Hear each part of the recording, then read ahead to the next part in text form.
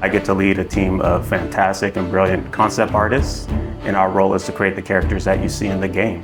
That's everything from the main hero cast you see to the creatures, the gods, and monsters that you come across.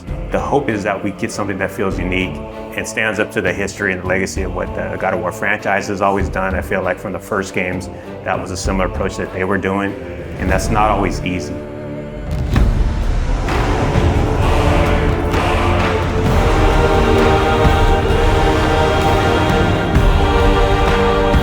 My name is Raf Grassetti. I'm the art director for God of War Ragnarök.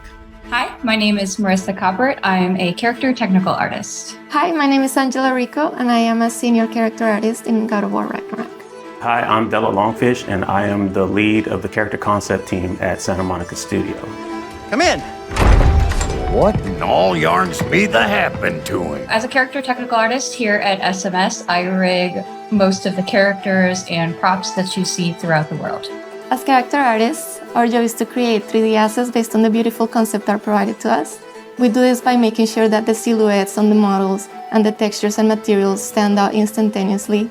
So when you see our characters on the screen, we want you to almost like them immediately or have a connection to them to some extent before even interacting with them. As art director, I get the chance to collaborate with all the departments in the studio, from narrative to viz dev, because we want to make sure the factions feel correct, all the races belong to where they're supposed to be, like all the realms have very specific characteristics about them to make sure they all fits within the God of War universe. Sorry, one more thing.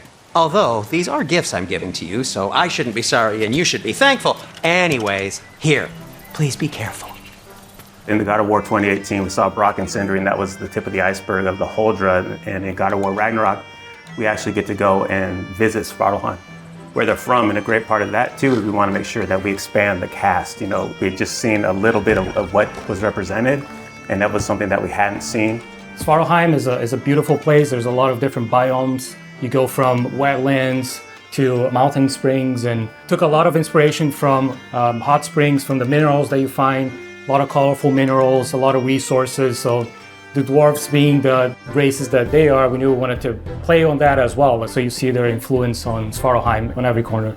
It's a realm where you're going to find a lot of water environments. There's quarries. It's a very industrial city. It's very organized, and you can see all the dwarves putting all the work into creating this great city where they live in. Knowing that they're blacksmiths, that was kind of reflected within their clothing.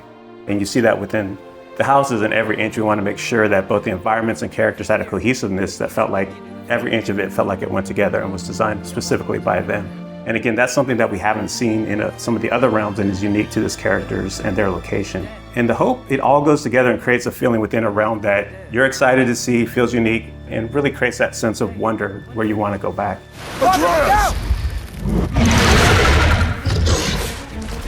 When designing a character to match the geography around it, first it's definitely dictated by the viz dev team and the narrative team and the story team. They make sure the character is designed for features that fit in with what they need. When designing the Grims, we took a lot of inspiration from the environment. So we took a lot of inspiration from lizards, creatures that kind of belong to that environment. They have those big claws. There's small critters to the big ones, and really building up that race, making sure they kind of belong and that realm felt lived in and that ecosystem felt like very diverse. Making sure that it feels natural and believable is a big part that goes into the design elements. So our artist, Stephen Oakley, pulled a lot from the environment concepts that Luke Berliner and his team were doing and put a lot of those into actually the skin texture, even the bulk and volumes that you see in the characters. So it really does feel like not only do they belong in there, but you're able to see them and they stand out for the combat experiences with the character.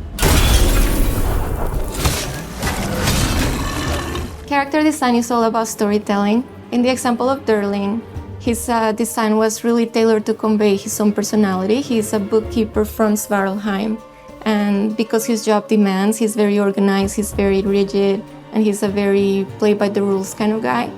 But then in contrast, you have his friend. So when you see Durling connect with his pet, we see that he's not all just this rigid librarian guy, but that he's got a softer side to him. I do believe that we're all storytellers, no matter what we do, even in the tech side of things. I mean, we work to make these characters that then tell a story, and we can also kind of put those features and traits on our rigs. The prophecies say Fimbulwinter leads to Ragnarok. War is coming. Svartalfheim, the dwarves, working with different races from different realms, so definitely seeing Ragnarok and the impact of that into the realm, it puts them into this position that's very interesting to see which side they take and things that they're building. So as you go through the level, you find out a lot more about this race and the political situation that is happening while Ragnarok and Fimbulwinter is taking place. Hey, dwarves! Oh. They're, running away. One thing that our hope is with the cast of characters within every realm is not that it's just enemies there to kill you. We want to feel believable and that there's a wide world out there, but we want to kind of plant these seeds within any cast of the realm that there's more outside of what you're playing. And we want the fans to feel like they can go back and really visit those areas and want to go explore. If the geysers and smell here are worse because of Fimbulwinter, maybe the earthquakes are too? Aye. Going into Svartalfheim, I'm really excited for players to experience all the new races that lived in that realm, how they play very different from anything we had before. There's wildlife, it's something that kind of goes unnoticed, but we took a lot of effort to make the realm feel believable. So there's a lot in Svartalfheim, a lot to explore. I'm really excited for Svartalfheim. It is a gorgeous realm. After looking through some of the cinematics and playing some of the cinematics and playing through some of the puzzles, I'm so excited how water plays such a big feature in that realm, and that is so cool. I'm most excited for fans to finally get to see how the dwarves live. Brock and Sindri were fan favorites in the last game, so I think that all the work that we've put into Svartalfheim is going to make all the other dwarves shine just as bright as the brothers did. The best part I have is turning on to YouTube and seeing all these call-outs and all the attention to detail that the fans pick up on. That's one thing that we keep in mind when we're designing characters, to make sure we do right by the fans. And knowing that all the work we put in will be seen and appreciated, that's not always the case, but our fans just get every little nook and cranny on that. And we love that, and we packed a lot of that in for this new cast, and we hope you guys get the same feeling with God of War Ragnarök.